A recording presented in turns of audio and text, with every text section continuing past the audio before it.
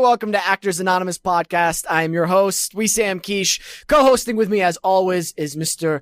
Jordan Burbank. Greetings. You haven't gotten rid of me yet. I have not, and I don't want to. Yeah. By the I saw way, the ads on Craigslist. Did you? Yeah. I apologize for that. Yeah. Profusely. Profusely. I think you're done. I am done. Our show today is brought to you by Cast It Talent. Cast It is the exclusive partner to Cast It's network of more than 10,000 of Hollywood's top casting directors, producers, directors, and studio execs.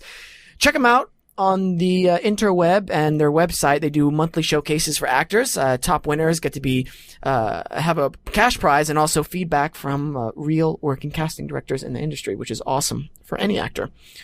Isn't that right, Jordan? It is 100%. I spaced out because I saw all these Twitter posts, so I'm gone. You guys do the show. I'm good. Before we start, I want to introduce a new member to our team. I'm super excited having her on here. Her name is Mindy Ferrano. Beautiful roll of the R. Thank you very much. I'm feeling very, multi-international. Okay. Today. Mindy Ferrano is a very talented writer. She's Canada-based, but she's currently in LA right now, correct? Correct. I should be talking into them, sorry. That's okay. Yes. And she does probably one of the most hilarious Vine and Instagram accounts I think there is. And thank you. We are super having you as super happy having you on as a segment producer on our show. And yeah, if there anything you want to say to our listeners right now? Thank you. I feel like I should be looking at something. Thank you Look so at me. much. Okay. What's interesting? There's nothing interesting to look. Oh, I guess you. Okay. Ouch. Burn. No. No. I'm looking forward to it. I'm awesome. excited.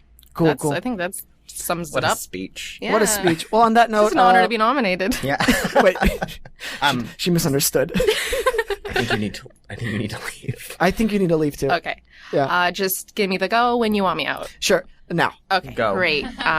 It was a pleasure. Thank you. Woo! This way? Mindy! This way. Welcome to That the show. way. Get out. Great. If you heard people clapping in the background, you're not going insane. We actually have two really awesome hosts, YouTube sensations, just awesome people in general. You guys have an awesome energy about you. Can I just say that right off the bat? Thank you. You've already said it, so I guess it's too late to apologize. You know what? Bam. It's too late. Thank you. Apologize. It's too late. Reina Scully and Maude Garrett joins us. Reina is a YouTube host and SourceFed host as well. She does Super Panic Frenzy.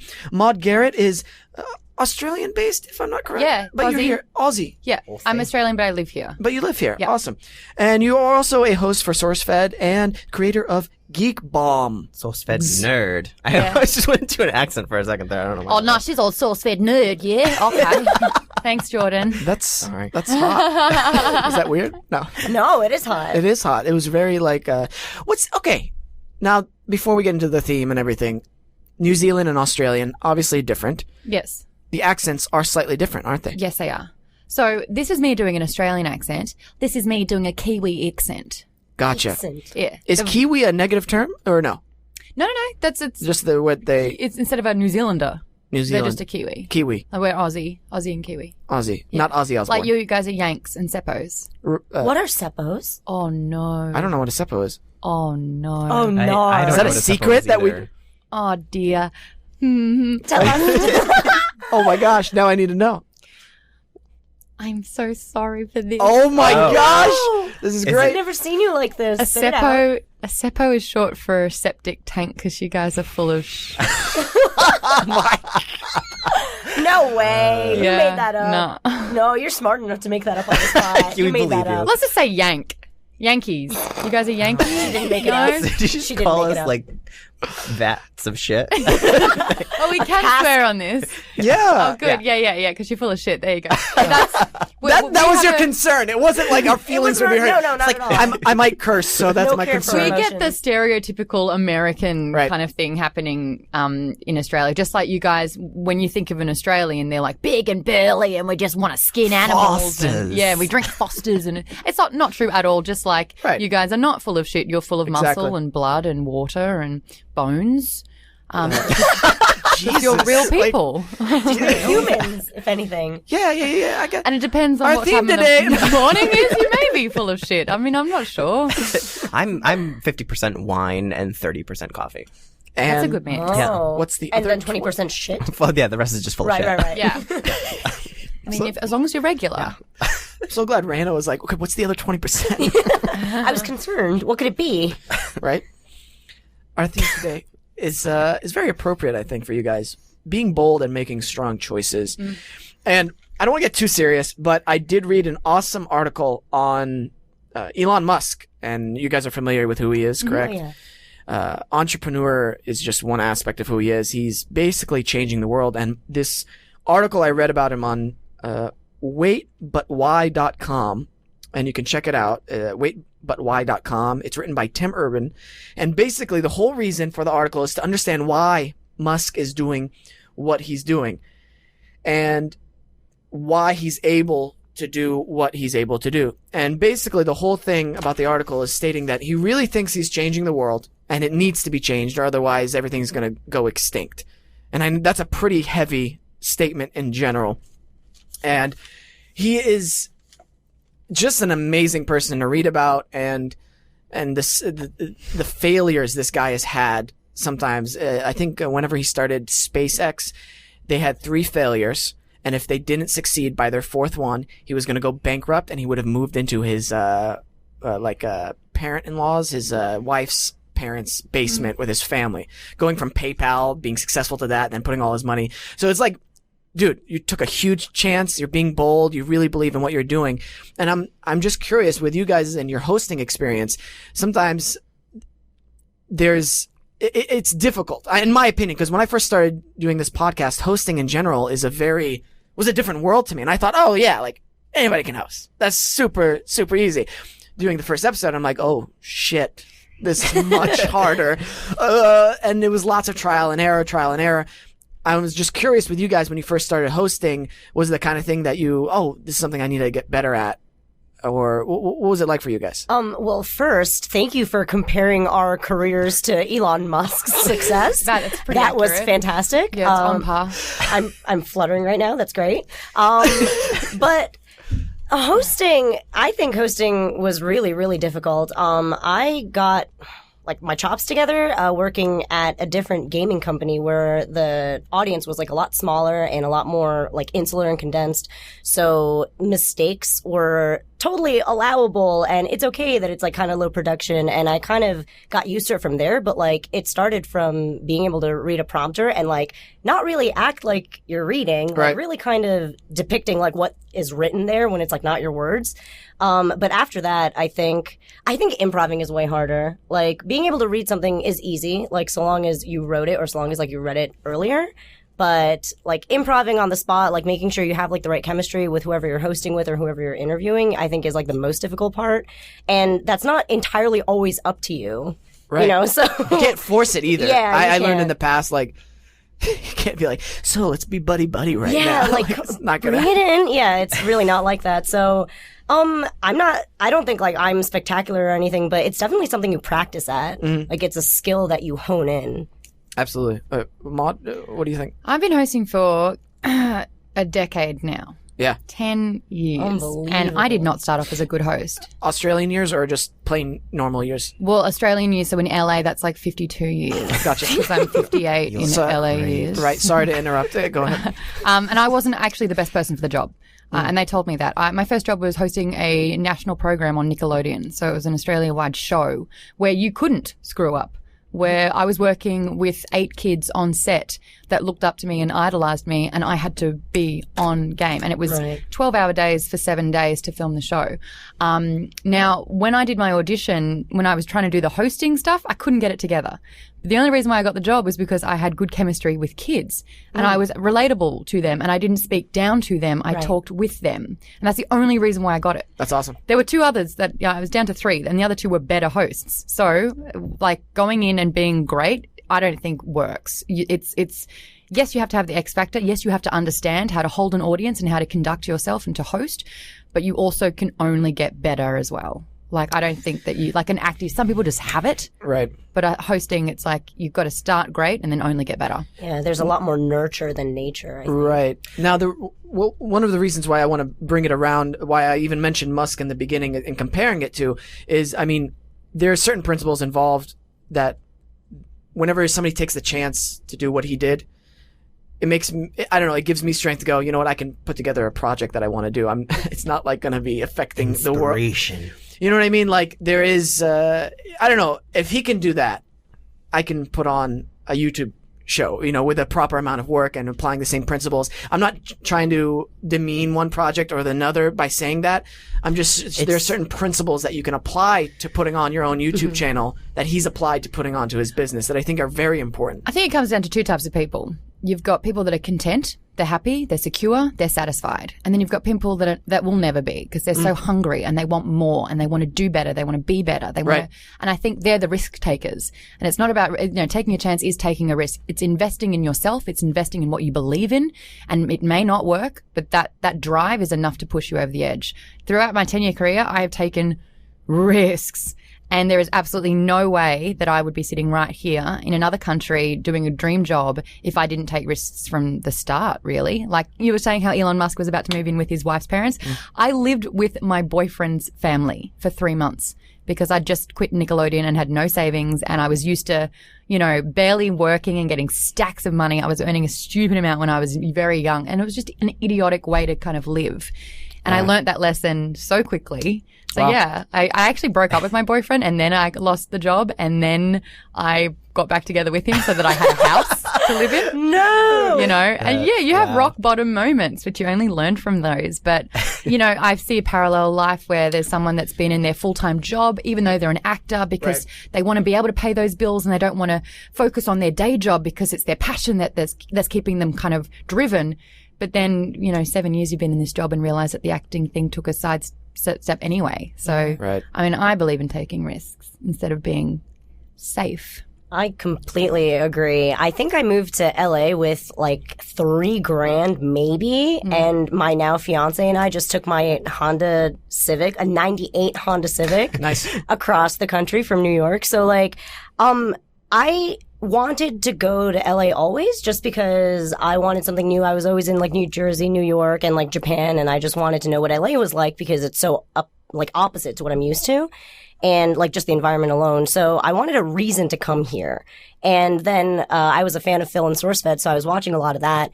And then I realized that they had an internship available, and I was like, let's just go to LA for a vacation while that interview is going on for the internship, and let's just take it for fun, because like we were both fans, just like for fun, like why not? And then we did that, and I got it, and I was like, I'm gonna use this no pay internship reason to move my whole life over to LA just for the funsies. I don't know what I'm gonna do there, but I was like working in restaurants, like tons and tons of restaurants all over New York. And I was also, let's see, what else was I doing? Oh yeah, I also worked for like an e-commerce sourcing company in New York City. And that was like kind of glamorous because it was like, oh, I'm working on like Madison Avenue. But other than that factor, there's really nothing good about it. And then I worked HR, and it was really bizarre. But like, obviously I didn't really like have my stuff together. I know it's hilarious knowing you worked on HR. I know, that's a whole different story. Yeah, I worked in HR. That's ridiculous. But I didn't like know what I was also a pastry chef for like 2 years. Like I like literally didn't know what to do with my life. Cook for me. Bake me things. Oh my gosh, I used to bake Star Wars chocolates. I still have the molds. What? I'm not even joking. I know. We're gonna talk later. She's crying now. Yeah, she can't handle it. She's sweating now. Are they Wookiee cookies? No, I could make them for you. Only for you because you branded them now. Yeah. You have to make the noise while you eat it. But yeah, I just didn't know what to do, and I really liked SourceFed, and I really liked the advent of the internet and YouTube and all of that, and I was like, I want to get in on that, like whatever it is, I just kind of want it. And then I got the internship, and so I moved over, and then after the internship was over, I was working in a restaurant again, and I was working at the other video game company, and I started hosting there. And then Phil asked me to come back and audition, and I said, hell yes. And it was like the first time I was ever that nervous. When I was getting my thesis approved, I was nervous, but like this was like a whole, like this audition was the most nervous I've ever been in my life, and it was so terrifying, but I did it, and it was so satisfying, and then I got it. And it was awesome. Like the most incredible feeling in the world. So that sense of accomplishment alone was just worth all the risks ever. Did that keep motivating you to keep going with it? Yeah, there was a few times when, like, no company is perfect. No job is really perfect. Right. And there are a lot of things that you don't expect to get in the way. And also you are your own obstacle. Like there are a lot of things like I needed to learn and like I needed to fix and I need to figure out for myself. And I took a year to do that. And now I think I'm the most comfortable I've ever been in like the proudest job I've ever had. And I could not be more satisfied. You're right. It's incredible. But it didn't happen overnight. No, it didn't. And you had to take the scary risk. Like, it's terrifying. Who moves with only $3,000 and a Honda Civic, a 98? Yeah? Yeah. That's right. I had a few grand in the bank, and I came out here with a Honda Civic. No, really? Yeah, but mine was a brand new Honda Civic, so that was a little bit of an edge. Okay, well. But it was, it's absolutely terrifying. I'll share this story with you, and I know I've mentioned it on the podcast, but driving out here from Oklahoma was the first time. I lived at home all through college to save money, and so as I was driving out, I was getting further away than I've ever driven out of Oklahoma, and I was just like, You've never left the country, have you? oh, I have left the country, but driven. Just not driven through yeah, states? driving is different by yourself. Oh, especially, that's so scary. Exactly. I was like, okay, I'm about to pass Oklahoma City, and that's the farthest I've driven out of Oklahoma. All right, I'm in Arizona now by myself. Okay, is this the right choice? And like, I am going through every single life choice that brought me here. And I'm like, it's a long time to drive to think. 22 hours. Yeah. Ooh. And I was like, okay. You took Route 40, huh? Oh, yeah. Yeah. I That's stopped the route off I took. in, Santa Fe at a friend's house, spent the night there, ate a juicy burger, and then everything was so visceral, as you do. And then left the next morning. The first day, though, I had a migraine driving, and I thought it was a sign from like God or somebody like going, yeah, you shouldn't go. That's crazy. What state was it in? Because I had an insane migraine and we had to pull over and it was really embarrassing and I threw up everywhere because that's how bad the migraine was. It was going Oklahoma into New Mexico. I think Are those connected? Are those near each other? Yeah, they are. I think. So stupid on wait, that. wait. I think I was Texas into. Is it New Mexico? Ooh, yeah, New Mexico. That was the worst stretch I ever had my entire trip. I did 6 days by myself. All by yourself? Yeah, 10-hour drives by myself. Had to stop. I'd go. I wish podcasting was bigger when I came out here because I was literally like calling my parents, being like, "All right, I need a place to sleep tonight," or like, "Hey, let's have a conversation. Hey, I'm in this state. Can I talk to you right now on my phone?" Like, Then music, and then audiobook, and then calling someone, and then just moments of silence to reflect on your life. I was $5,000 in a Prius, though. That was smart on my part. That was smart. Right. It's just interesting to me, like people's stories, especially on how they got out here. It's just very, I don't know. Looking back on it, I'd be like, you're insane. Good job. You know what I mean? It's like really peculiar like that. It's just a collection of all these people that made a journey out here. Yeah. Sometimes it's best not to know the full story too, because I always say to myself, like, if I knew what I knew now about the acting business in general, that wouldn't have done it, even with my success. Yeah. Oh. I would have just, sometimes it's best not to know everything you think you should know about something. I actually have a question for you guys too. Back on the hosting topic.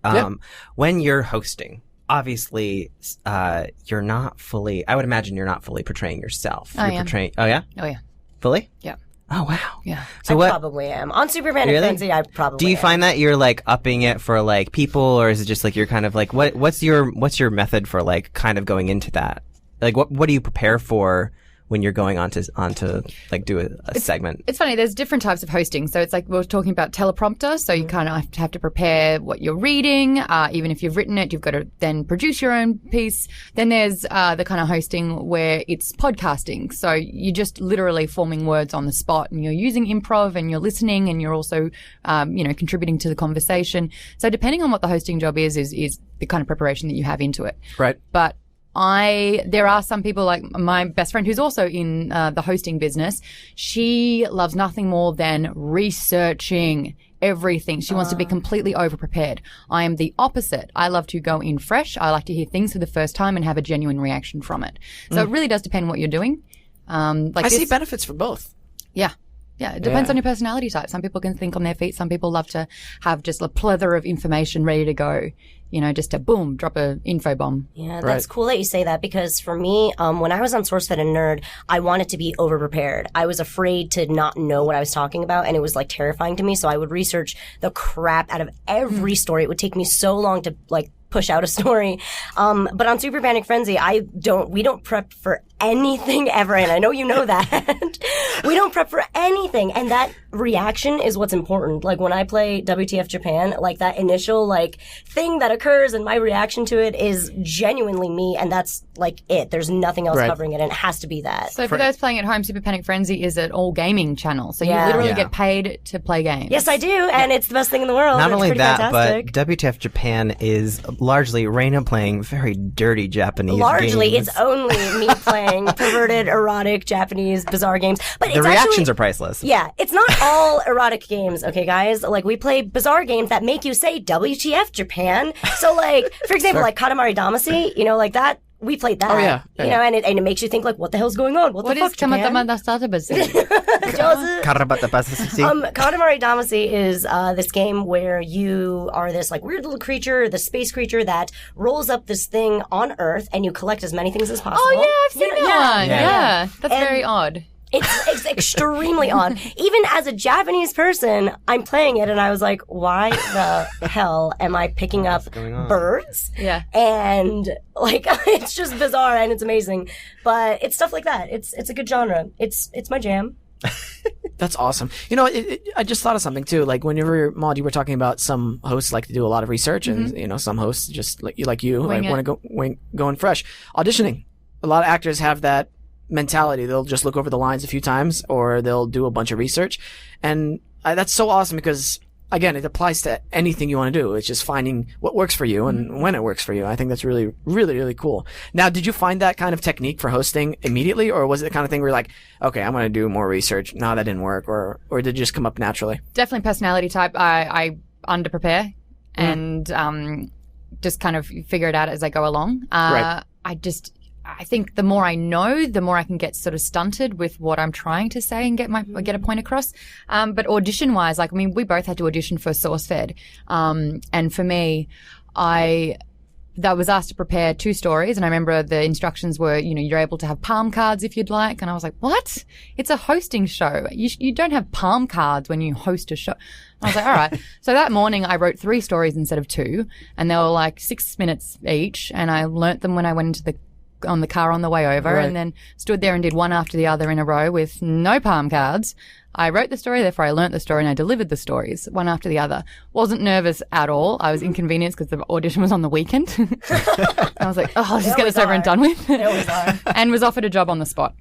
Wow. Oh, I will say this. Maude, you were a legend when you auditioned, by the way. Everyone was floored by your audition. Everyone. And we're not supposed to watch it, but we all watched it. Did you watch my audition? Yeah, I did. I did.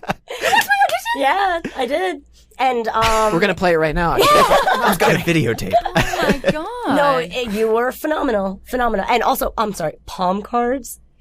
I'm sure they said index cards. What? You guys don't call them palm cards? Shit. Add it to the list. Add it to the list. Add it to the list. Man, what a So she was going to read palms while she was there. It's the cards. It's the cards that fit in your palm when you're index cards. Index cards? Yeah. There's no index. It's like a cheat card. Like a cheat card. There you go. Yeah. Sure. That's that's like high school. Like can you cheat remind cards, me right? to put it in the list of the strange words? The ever-growing list. Yeah.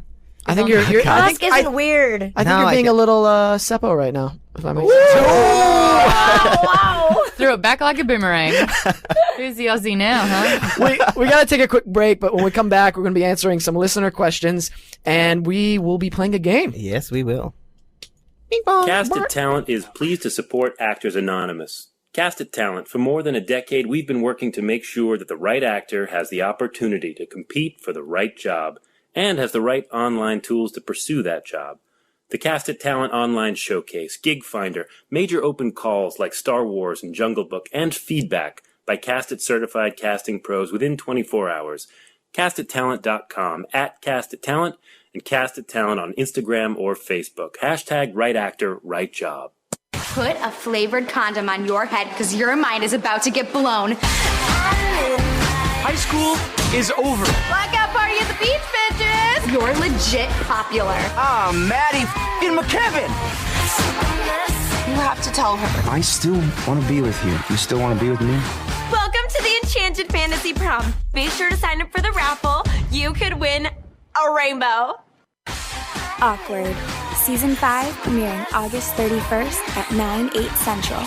Only on MTV. And we are back. And I'm angry. I'm an angry man, and Jordan's leaving right now. Bye, Jordan. Okay, thanks, bye. Bye. Ladies, we're going to do a listener question segment. Hell yeah. And this is going to be exciting. We have our first one from Miss Arcana, at Miss Arcana. It's Kelsey Freddie Lake? Fredlick? Sure. Fredlick, yeah, sure. Craziest childhood story. Craziest childhood story. Okay. I don't know if it's the craziest. The last thing I said, okay, so I moved from Japan to the US when I was 3, and I don't have any memories of this. My mom told me this, but she said that at the airport in Narita, she asked me, Reina, what do you want to be when you grow up? And I said, acorn. And I meant it. There you go. Yeah, she asked me, like, what does that mean? I was like, the acorns that come from trees, I want to be that when I grow up. You feel like you're living that a little bit? No, I am failing, you're and it is a progress. disappointment. It's disappointing. Maybe you should do a whole channel on YouTube about acorns. And how to become one? Yeah. Live in a tree for a while. But yeah, that's like the crazy, just because that's like the craziest thing I think I could ever say or anything. And I was like fully forming sentences by then, so I don't understand why acorn. That's a totally kid reply, though. You know what I mean? It's totally like off the wall, and I could see like a kid saying it with such sincerity and integrity. Like, yeah, acorn. Acorn. That. Acorn. Who doesn't want to be one? We have another question. Michael. Wait.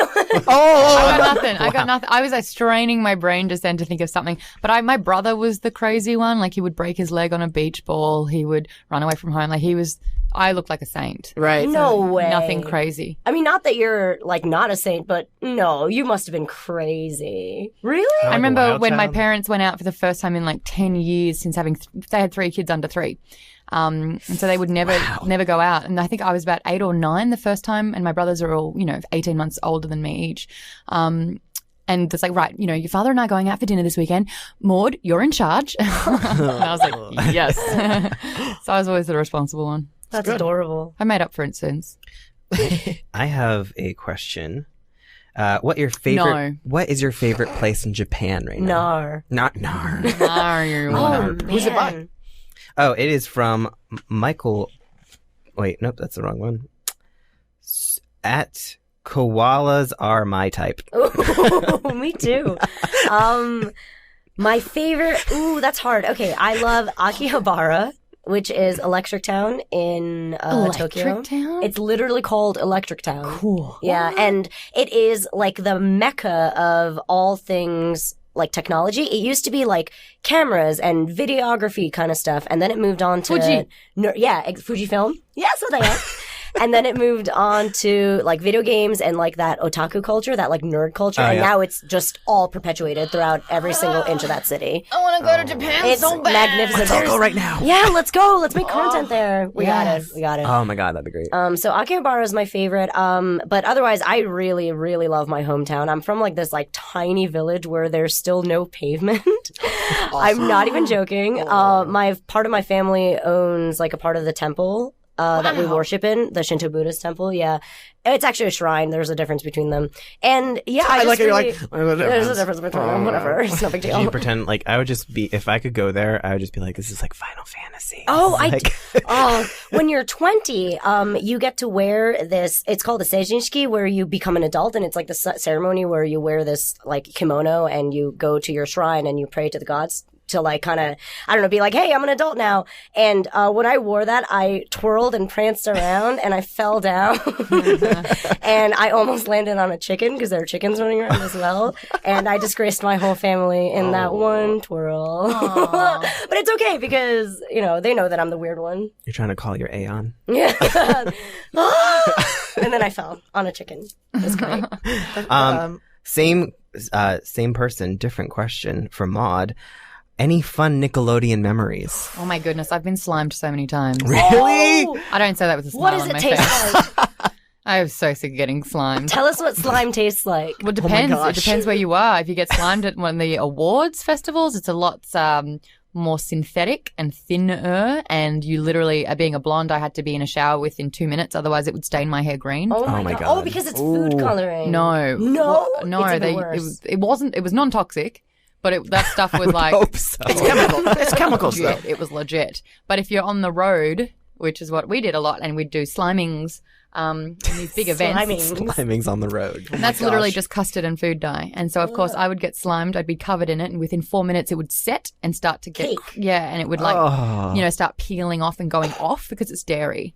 And it was like, I'd got thrown a hand towel. And it's like, all right, well, clean yourself up. Great job today. Bye. Wait, And I'm here going, because I just stunk. custard is like made from eggs though, so it's not just dairy. There's like an egg. I'm sorry, my bad. All right, let's move on. Yeah. That's crazy. How many times do you think you've been slimed? I don't have enough hands or toes. Yeah, fingers or toes. That's Damn. a lot. Oh, I did just in general. It's in your contract. You're just like, you have to be comfortable with being covered in custard at least 3 days out of the week. Yeah. Michael Boland at Boland73 asks, what's the best thing about working at a place like SourceFed? Wow. Ooh. Good crew. Oh, definitely. Yeah. Like among the most talented people ever. You get to be surrounded by such intelligent, funny, creative individuals. Everyone's so unique. The level of professionalism is pretty impressive sometimes. Like I really like our equipment and like our knowledge of it. Like I think that's pretty high level. Like I used to go to YouTube Space LA just for fun, and like I was there for one of the classes, and it's really, really amateur, but in a good way. Like it teaches you how to do it from home and whatnot. And I was sitting there like, oh my god, like our equipment's so professional and so real. And after that, I kind of felt like it was a little bit daunting because I was like, oh gosh, we have all these like XLR cables and like all these like synthesizers and whatnot. Like, don't touch the knobs. But yeah, it's a really incredible place to work. The freedom also. Oh my god. That's cool. It's a creative outlet. And like I think the reason why the entertainment industry is so sought after is because you're talking about your passion and what you love. And so they say if it doesn't feel like, if you love your job, you never work a day in your life. And that's kind of what we're doing. That's awesome. Yeah. It's such a free environment too. Just like I've only started there not too long ago, but like working with you guys is like awesome because like you never know what's going to happen on a daily basis. Like I think the fans love most about it is that it feels like it's so much fun. It's like if you were watching Saturday Night Live but got to see everything that happens behind the scenes. Ooh, yeah. And you never know like when a video of you upside down twerking and crying gets into a video. Listen, I didn't. That's not okay, Jordan. That wasn't fair because it's also your birthday. I know. It's like, happy birthday, Reina. Here's you twerking. Thanks. I didn't even get trapped either. I was like, how do you twerk? And then Jordan was there with the camera. But like everything is so off the cuff. You never know what's going to happen. Yeah. Also, I really like that there is a very specific nerdy flair to our company. That is such a huge deal for me because if I could have told like 13-year-old me, hey, it's okay, keep playing video games because you're actually going to need to like refer to them when you're 27. You're going to need to dig deep and talk about those levels and talk about like what you're doing and how you got over this and like how to score the highest and whatever. Like I'm floored. It's incredible. That's unbelievable. Like, why do I get to talk about X-Files? Like, that's amazing. That was like everything I lived for. That's awesome.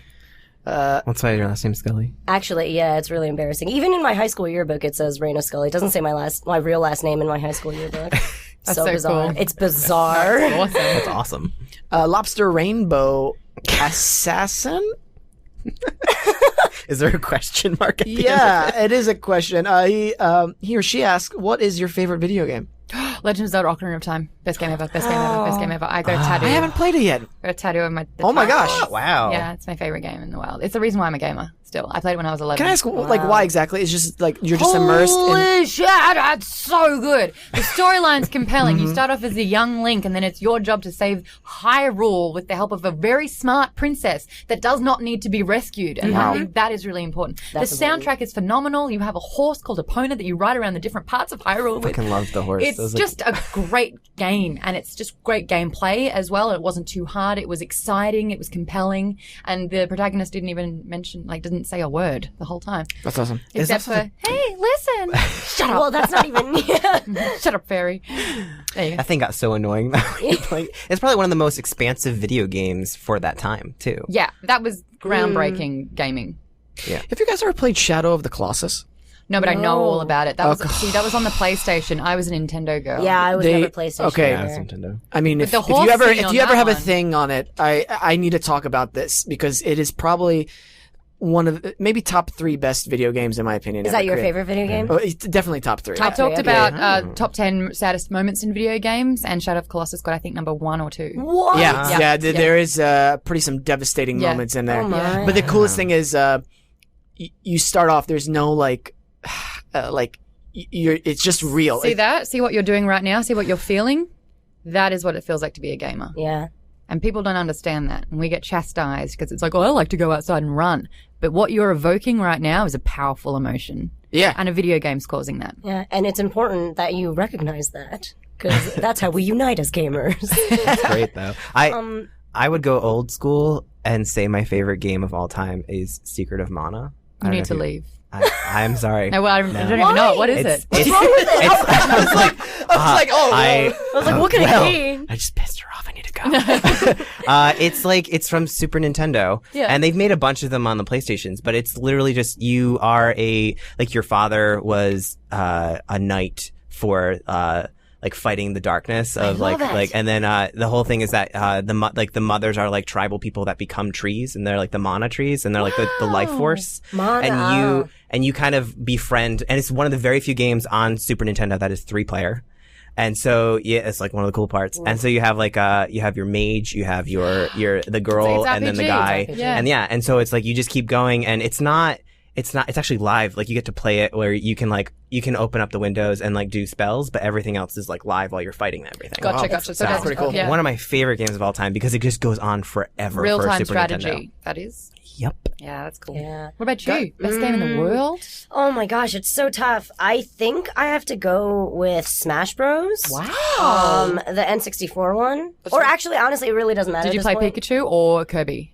Kirby. Yeah. Well, actually, I played both. I always start with Pikachu. That's just my tradition. No matter what happens ever, anywhere, I always start with Pikachu just to test it out. And then, Kirby's the best player, hands down. Yeah, but that's because, you get to do the cheating with the up B and everything. And yeah. The cutter. I forgot what it's called. I only know it in Japanese because I played it in Japan only. Uskunana. It's called Uskunana. Uskunana? Yeah. You're making that up. I am. I'm so sorry. Not bad, though. I like how you apologize. Good, no, Smash Bros is the first game I played and I realized I was really good. Yeah. And that sensation is the world to a gamer. To know that there's something out there that you can actually look at somebody and say, I can hands down kick your ass in this game. You can't do anything about it. I'm sorry. I'm going to kick your ass. I'm going to destroy you. Yeah, I'm just going to destroy you. I'm like that at Mario Kart. Nice. Yeah. Nice. A lot of people say that. A lot of people say that about a lot of Nintendo games, though. Smash Bros, I kick your ass. I talk Mario so Kart much trash over Mario Kart more than any other game. It's even more than Call of Duty when I'm sitting in the lobby trying to shoot people in the head. But the most trash talk I've ever had is in Mario Kart. That's amazing. Mario Kart, dude, the 200cc, I can't do it. It's hard. I can't. On the Wii U? I just can't, yeah. Yeah, that's really, I don't really know what difficult. it is. It's slippery. Yeah. I can't cut those corners at all. I'll be honest with you, I stopped once I got to 150. The best. Yeah, I did the mirror stuff, and then I did the stopped. GameCube. And I was like, The GameCube wasn't too bad. It was all right. There's had too many different characters. carts. Wait, I was like, when did Mario get so many people? Are we talking about Wii U? Because I just bought the Wii U and I got the Mario Kart 8. Yeah. That's the one I'm talking about. Yeah, 200cc. That's underwater. They've got the hang gliders. The boosts are different. I love each other. when you do streaming. You're just like everyone in the office, like, hey, if you're not doing anything, come by. It's like we Play just Mario get to Kart. hey, it's 4:00. I'm just gonna sneak in and play a few games of this. And I'm always fucking terrible at it too. I make everyone play. It's fun. We are winding down on time quickly. Real quick, your favorite game is Super Smash Bros? Super Smash Bros. Awesome. I wanna play the game with you guys. What's that? You're Here we go. Thank you. But I just wanted to comment on something you said. That feeling you're feeling invokes that really special feeling I had with Shadow of the Colossus. It's that sense of adventure. Mm-hmm. And where it's mixed in with unknown. nostalgia. Very nostalgic, yes, but it's that thing that gave me goosebumps as a kid where I'd always imagine going on an adventure, going to a different world. Escapism. Yes, to a certain degree, but also there's something really special, and it's like touching on the metaphysical, which I don't want to get too much into, but that's another reason why I'd like to travel to Japan. I feel like it's just a totally... Oh, I'm so glad you said that, because I was going to say, I don't know if you watch Studio Ghibli movies, Hayao Miyazaki movies, but it's an anime type where, like, it's always a child figure slips into another realm. Yes. Because they're the chosen one somehow. There's nothing supremely special or anything. They just find something, slip into another world, and now they have to, like, deal with it and figure it out. And Wait, who? Hayao Miyazaki, Oh, Studio yeah, Ghibli, yeah. Totoro, Well, yeah. Kiki's Delivery Service, everything Spirited like that. Away? Spirited Away, yep, all of those. I like So- Ponyo. Ponyo? Ponyo was House one Casa? of my favorite, like, because a lot of people were like, they hyped that up a lot, but it was such They're a kinda- good movie, and a lot of yeah. people didn't like it because A it lot of wasn't people like were Disney, disappointed. but it was just like, it was brought by Disney. House Castle was like the big one, wasn't it? Howl's Moving Castle, Yeah. yep, I that was a always big thought one. that Spirited Away was like the Spirited Away most was popular. really good. My favorite's Princess Mononoke, just because I watched it when I was like way too young and I was really into it. But anyway, what I wanted to say was Japan has this very, very specific concept of being the chosen one. And you're not special. You're totally Destiny. average. It's destiny that you're the chosen one, and it can happen to any of you. And you can slip into this new realm, or this new power can be bestowed upon you, or you could become a magical girl, or Whereas something like the that. Western world is you must be rescued by a superhero. Yeah. Very It's interesting. like the thing that just like Japan like believes in, and that's why it's perpetuated in all like anime. All anime, Yusha, as in like the hero, is this rando dude Right. that has like nothing going for him. So that sensation, that's cool that you want to go to Japan and you have that sensation and you said it in the same sentence because It's your that's prophecy. it's literally all what Japan is. Guys, Let it go. we're going to take a break from the podcast. I'm going to Japan. Let's go. Let's play this game. I just censored myself. What's the game called?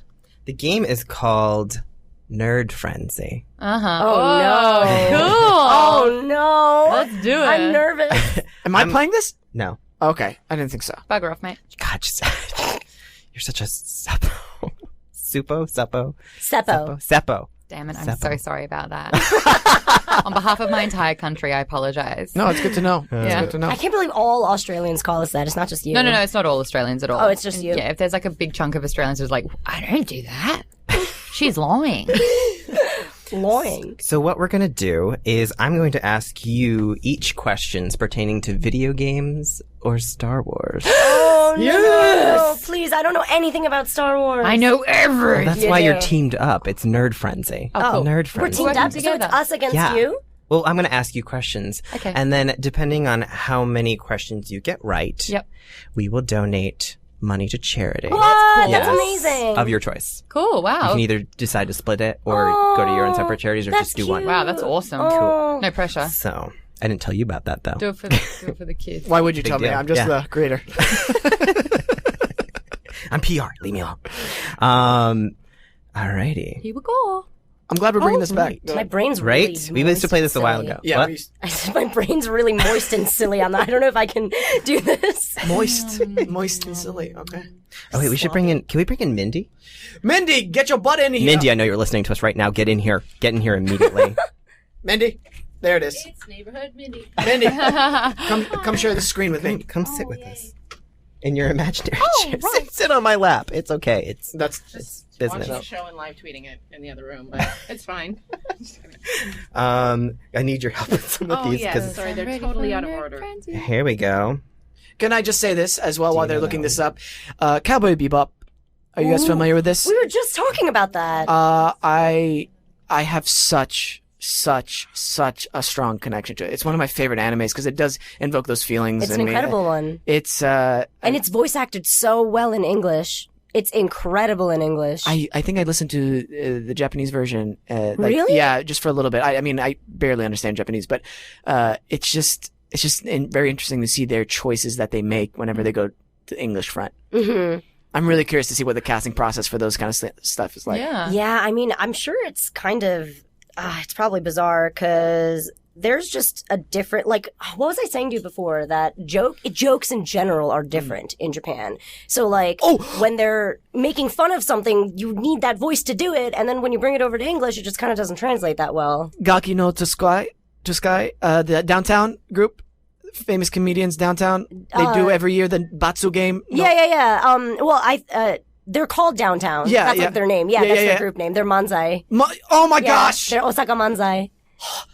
I am obsessed with it. They are comedic geniuses, especially with those Batsu games. Yeah. Oh my gosh. Yeah, Japan loves that. So my neck hurt just watching that go over my head. Oh, no. Wait, you're going to be so into this. Okay, so Manzai is a really specific form of comedy in Japan. Oh. Yes. And what it does is it's always two people stand up. And one person is tsukumi, the other person is boke, as in one person is the straight man and the other person is a wild card. Really? And it is always that style. That's cool. Yeah, so the boke, the wild card, it also means a little bit stupid, like you're the silly, dumb one, dumb blonde even. Does it come from That's baka? how you did it. No. Okay. No, it doesn't. Bokere literally means to like have something go over your head, actually. Yeah, so it's that. That's me then. So the boke would say something silly, and then the tsukumi, the straight man, needs to very like cleanly cut him off, and how he cuts him off is the comedy. Right. It's so bizarre, but that's what Manzai is. That is that very well delicate. done. Anyway, Japanese I just want to comedy. throw that in there. Jordan, go ahead. Here we go. First question. I can't remember if it's a typo or is it Honeypop? That's Oh, you. my baby! Honeypop? Yes. How many Get it all out.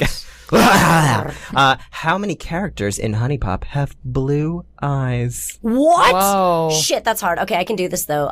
Tiffany has brown eyes. Belly has brown eyes. Q has green eyes.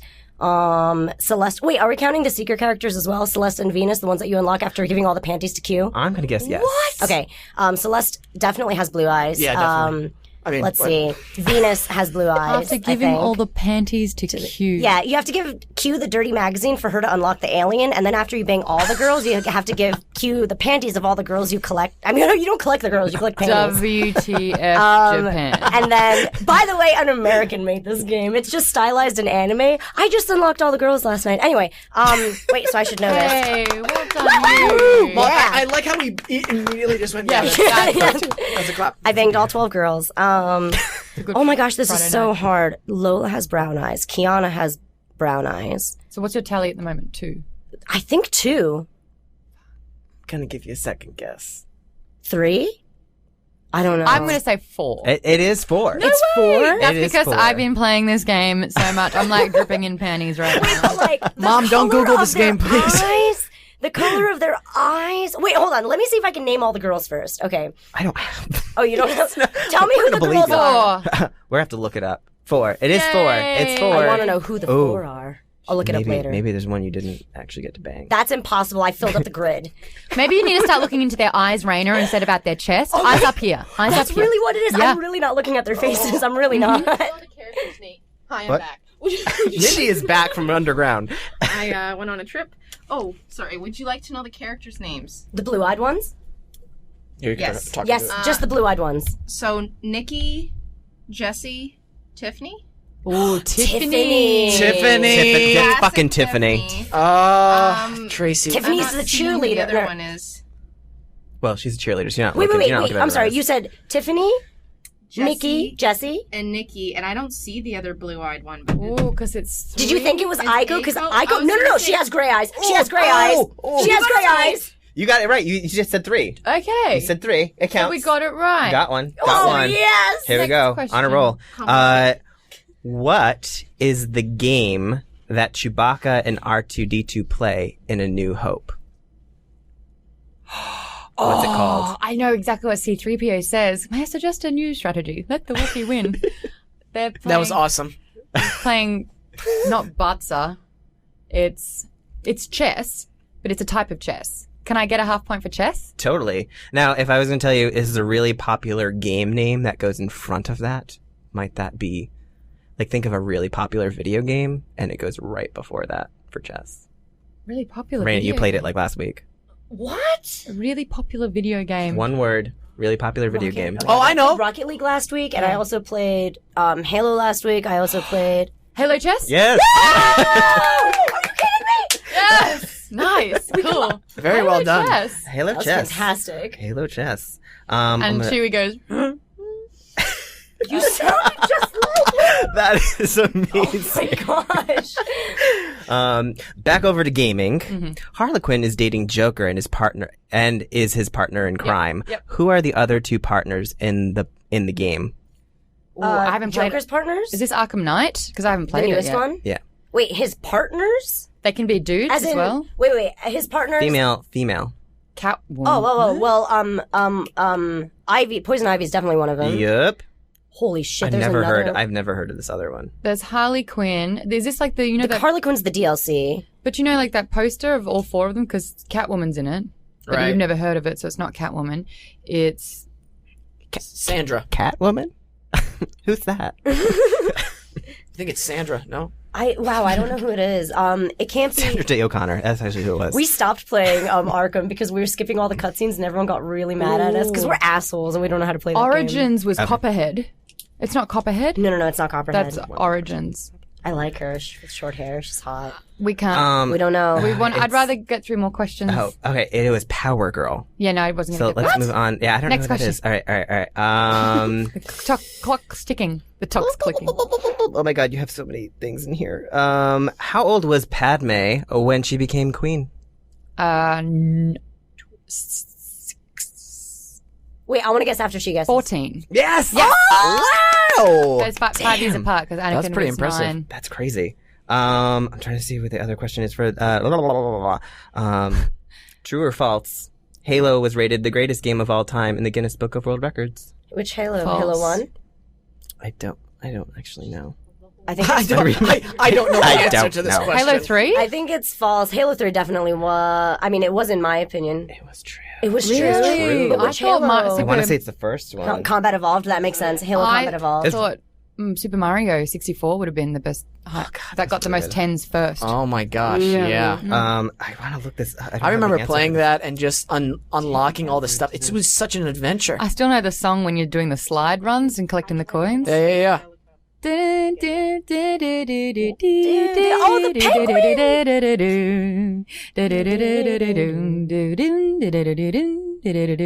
Oh my gosh. Just keep going. How are we doing over here, guys? Last question. Sorry. Is it a Star Wars or is it gaming? Hey, you can ask me It's anything Star Wars. X-Files too. Damn it. Star Wars, got to bring it. When they're going through the asteroid field, what's the odds that C-3PO says, but sir, the odds of surviving an asteroid field are 3,720 to 1. Never tell me the odds. Next question. What is the unit of stormtrooper that is on post when Han Solo is wearing the costume? I'm pretty sure TK411. TK411, are you there? Do you copy? Wow. How about what are the last words that Anakin says in Return of the Jedi? I just watched this last night.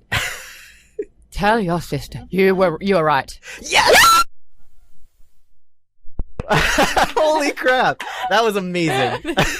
That's pretty impressive. Oh man, that was Most impressive. Just because of that, we are donating $100 to a charity of your choice. Any idea where you guys would want? We could either do 50-50 or if you guys settle on one. You got the winning question. Do you have any preference with anything? I've got a... No, go ahead.